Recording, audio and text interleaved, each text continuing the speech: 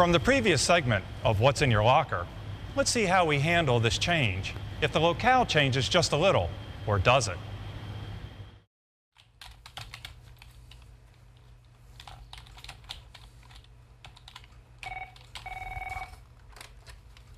Station 13.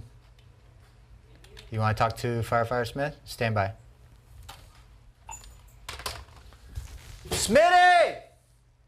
Smitty!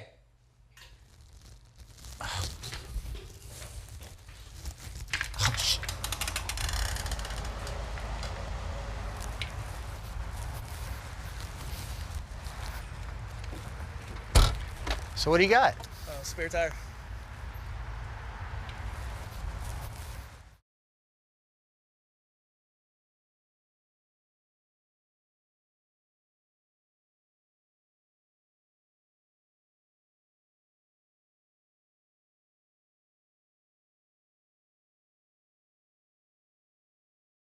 So now we're wondering, what's in the trunk?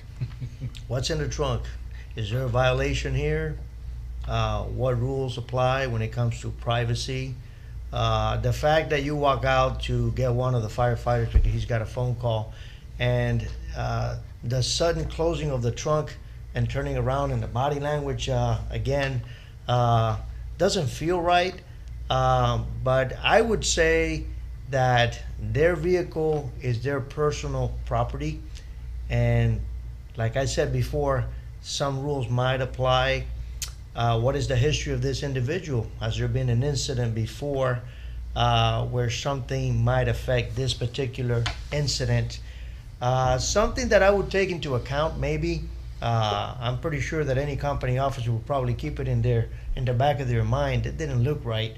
But then again, I think that to a certain degree, we are limited. I would feel limited because this is private property, and we all keep personal stuff in our vehicles. So something to think about of some of the limitations that we have.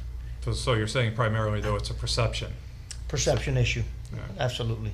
Yeah, but even as a company officer, I would feel that, we have a innate gut instinct when something doesn't feel right. But I would say that even as a company officer, you're now exiting the fire station. Yes, their private vehicle is on city grounds, but until you have enough information, or maybe you hear them talking about something that he may have in his vehicle, then you can try to do something about it. But it's almost like if you don't have enough information, what am I gonna do? So in a sense, it almost becomes like a non-issue? I would say it's a non-issue until until your firefighters put you in a situation where you would not be able to ignore it and still have your responsibilities and perform your duties as a station captain. I think it's, again, and Tamika's right, and Jose's right, I think it's a reasonable grounds. And there's nothing that's been done that appears to be illegal, immoral, against department policies. The perception is that something is going on. So you know what? The perception might be he's showing this guy a birthday present he's getting for his wife or something else, but it's something that he really doesn't want you to know, because maybe he doesn't want his boss to know that he's buying her some kind of toys or whatever else, and that's all a personal thing. But your perception is that something's going on. So maybe you're just going to pay a little closer attention. Now, if they're making trips to that trunk every 15 minutes, Right. then maybe we have a problem. Okay? So for us, I think it's going to be there's something going on. The other issue for me is you answered the phone, the firemen weren't around.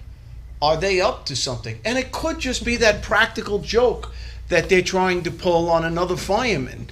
Okay? We don't know this, okay? Right. That could be where the CPR dummy is hiding for now. It could be where a lot of other things are. So there are all possibilities here. Just your awareness level goes up. You're raising your consciousness level, and you're just going to pay a little more attention to see what's going on. Because you would hate to come down as a bad guy and say, okay, you're going to have to open up the trunk. This is a direct order, and go in there.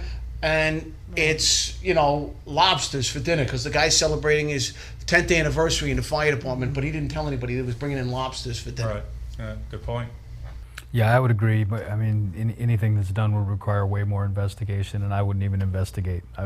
The way I would approach it is really simple. I develop a very close camaraderie with the men and women who I work with and who work for me. And I tell them all the time, I'm going to try very hard when things go wrong to try to keep you out of trouble and to protect you. That's my job, to be the umbrella. You have to try really hard not to put me in the position of having to get you out of trouble. And so I'm with my members coming back after this whole little scene right at the trunk. I'm going to say, guys, just so you know, the impression you gave is that something's a bit off here. I'm trusting you because you are my troops. You are my firefighters. I'm trusting you with what's in that trunk to not put me in a position where you're going to demean the name of this fire department, this firehouse, or me as your company officer. And we always remember it's easier to keep them out of trouble Yeah. than it is to get them out of trouble. Words of wisdom.